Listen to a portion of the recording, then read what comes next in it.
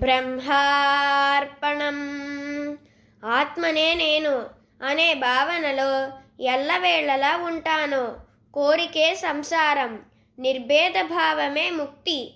ప్రపంచం పట్ల పూర్తి ఉదాసీన భావంతో రాగద్వేషరహితుడనై ధ్యానానుభవంతో నేను నా స్వరూపంలో స్థితిని కలిగి శాంతంగా జీవించుతాను.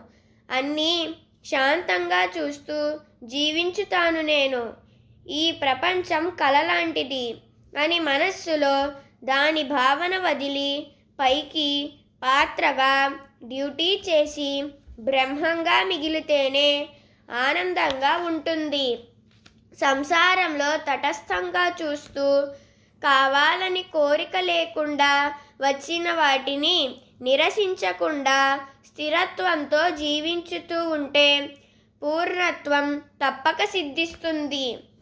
బ్రహ్మార్పణం.